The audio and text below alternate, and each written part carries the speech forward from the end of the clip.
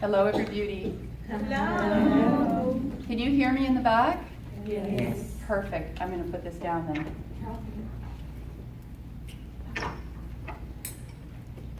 Thank you.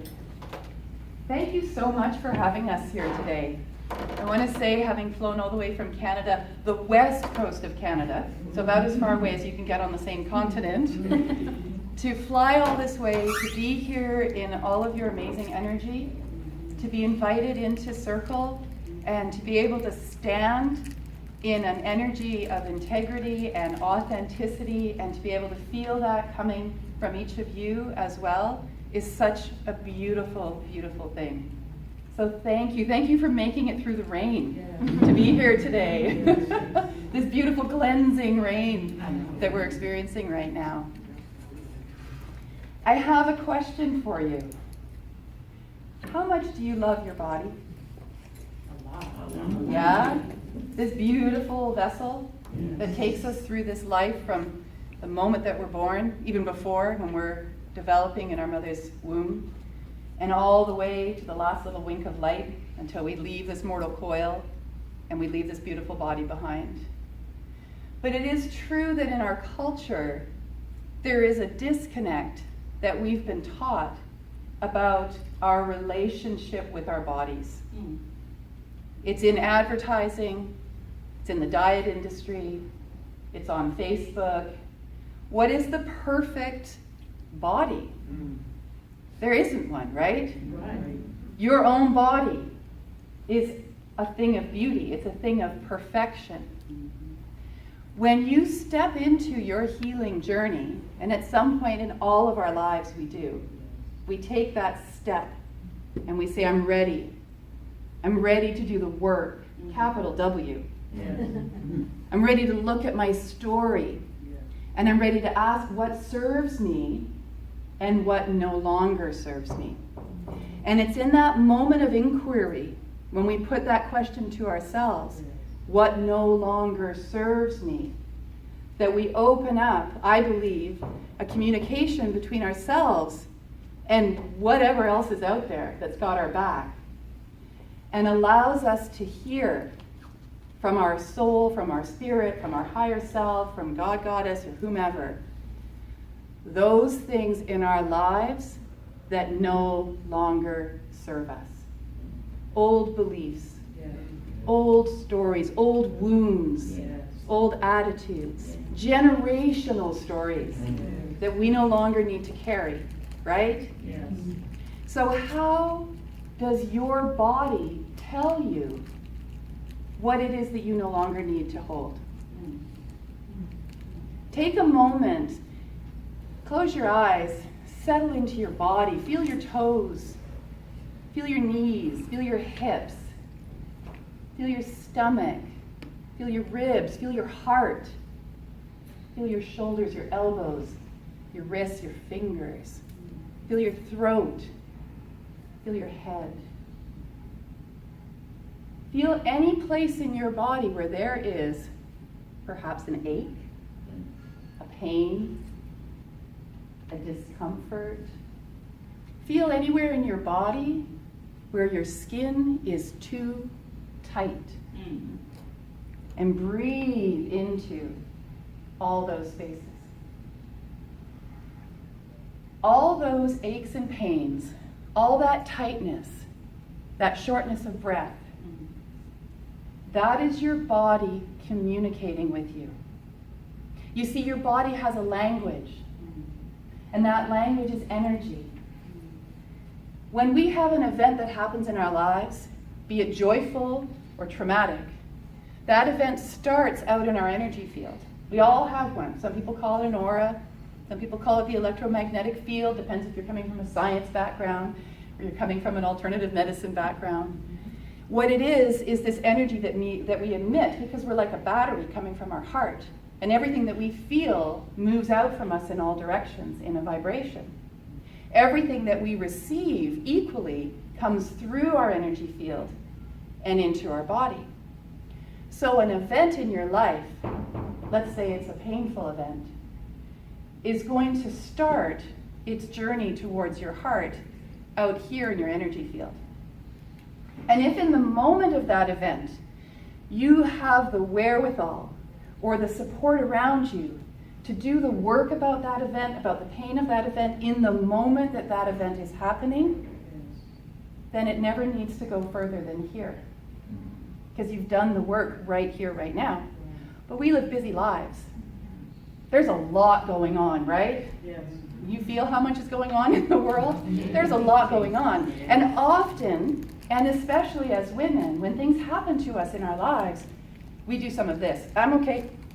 Don't worry about me. Yeah. I'm fine. I'll take care. I'm fine. I'm totally fine. But we're not. We're not. And we don't know how to invite the support in. So what happens next is that the energy of that event starts to move closer to our physical body. It moves through our emotional body. And we feel it out here. We feel it like, ooh, I didn't like that. We feel it set up a vibration in ourselves. Maybe we feel an emotional response. We cry, or we go into fear, or we start to shake, or we feel grief, we feel deep pain. And sometimes, again, if we have the wherewithal and the support around us, we can do the work at the emotional level. We can say, I need help. Please listen to my story.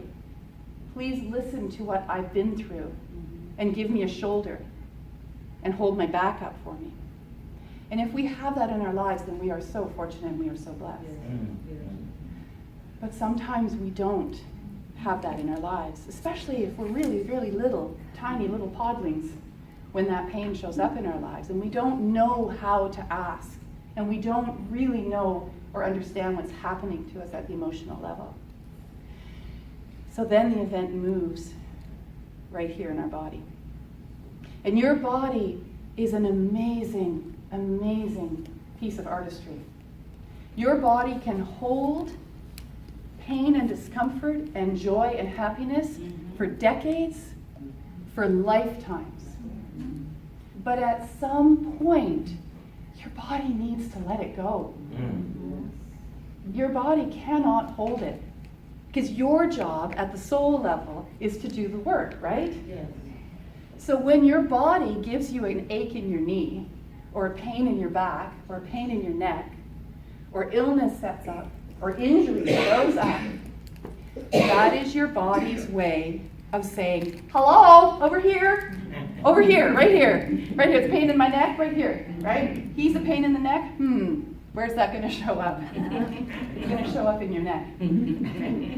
So part of creating a beautiful, healthy relationship with your body is to start to understand your body language.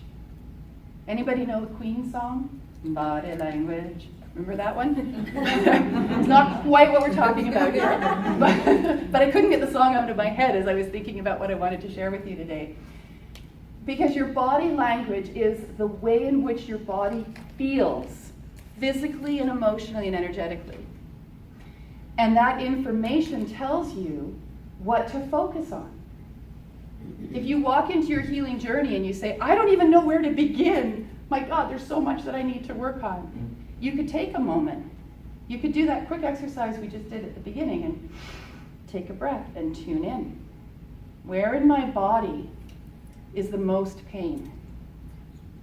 Because there may be a lot of pain in your body, but you can't do all of it all at once. You're not meant to anyways, because it comes in layers. Yes. So you find that pain, that one that has got all of your attention, and you ask yourself, higher self, God, whomever, what is this? What is the source? Yeah. What is the first event that caused this discomfort? And when you have that knowing, then you can move forward and ask, now what can I do to help myself heal?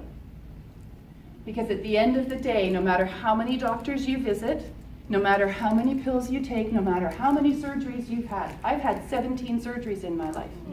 But I'll tell you something.